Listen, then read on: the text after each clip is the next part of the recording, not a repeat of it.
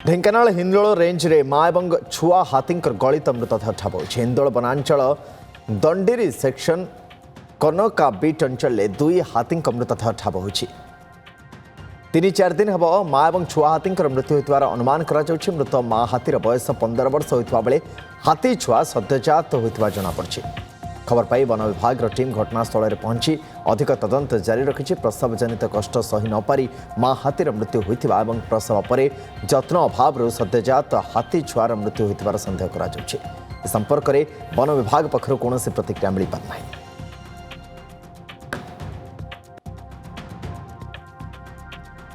Dhenkanal Hindol range रे माँ और छुआ हाथी गलित मृतदेह ठाब हो हिंदोल वनांचल दंडीरी सेक्शन कनका बीट अंचल दुई हाथी मृतदेह मिली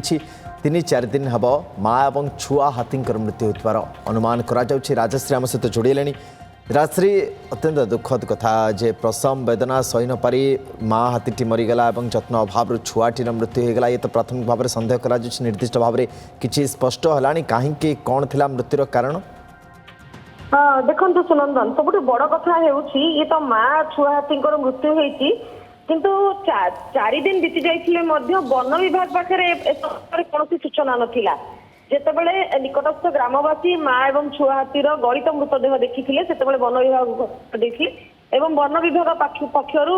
जो रही स्टाफ मैंने कर्मचारी मैंने पहुंची जहाँ परवर्ती कार्यक्रम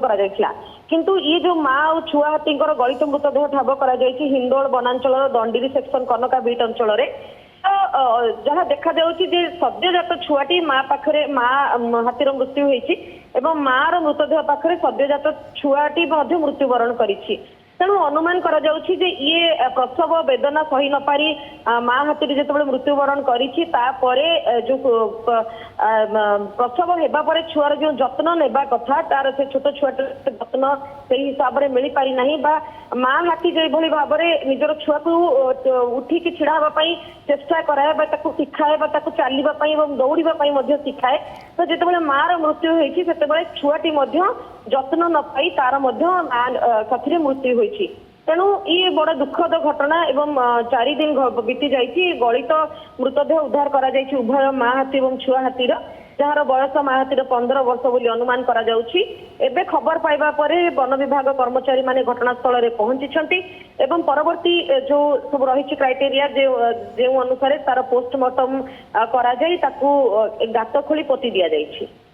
सुनंदा जमती आप कहले जे बड़ प्रश्नवाची सृष्टि होती वन विभाग कौन करुचे बाबद किसी विधिवत प्रतिक्रिया से तरफ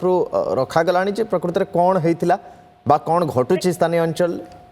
देखो ये वन विभाग एभली तीर निद्रा शोवा भली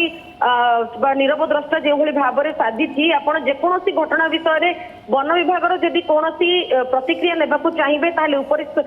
जो समस्त कर्मचारी उपरिस्थ अधिकारी ही देवे प्रतिक्रिया किंतु उपरिस्थ अधिकारी माने केबे फोन उठाती ना कौन प्रतिक्रिया रखा चाहती ना तेज सब बड़ कथा एलिफेंट स्क्वाड अच्छा जो काम होने हाथी मानकर गतिविधि उपर नजर रखिए जदि माँ हाथी प्रसव करिथिला पिलाटी को प्रसव वेदना जितेबाला सहूला जितेबाला पिलाटी प्रसव हो सारी किभली भाव में ये दलरू माँ हाथी अलग है एवं सेठारे पिलाटी को प्रसव कला किंतु एलिफेंट स्क्वाड जो मानकर काम होती हाथी दलर गतिविधि उपर तीक्ष्ण नजर रखा कथा एमाने किभली भाव में जानी पारिले नहीं केवल सेतिक नुहे मरिबार माँ और छुआ हाथीर मृत्यु हेबा परे 4 दिन बीती गलानी गलित शव उद्धार है तापर जाई एमानक पाखरे खबर पहुंची तो एथुरु स्पष्ट सुनंदन अनुमेय होउछि जे प्रकृत में किभली भाव में वन विभाग तार काम करुछि एवं जेहेतु हिंदोल एक घंच जंगल विशिष्ट अंचल रही हाथी चलप्रचल अधिक रही से अंचल तेणु सेठारे एलिफेंट स्क्वाड कहतु वन कर्मचारी मैंने अधिक एक्टिव रहा कथा किंतु ए घटना स्पष्ट जना पड़ुछि जे वन विभाग कर्मचारी माने किभली भाव में निजर दायित्व तुलाउछंती। धन्यवाद बहुत तमाम सूचना पाई राजश्री शतपथी आम सहित जोड़ी रही प्रश्न तो वन विभाग उपरकू भी उठुची जे एत सब घटना घटीगला कहीं केमती जापारे कहीं कारण निर्दिष्ट भाव में जो मानकर नियोजन ही से पाखे खबर होनी ताले प्रश्न उठा स्वाभाविक किंतु आ भितर ये समाचार अत्यंत दुखद माँ और छुआ हाथी उभयंकर मृत्यु होइछि।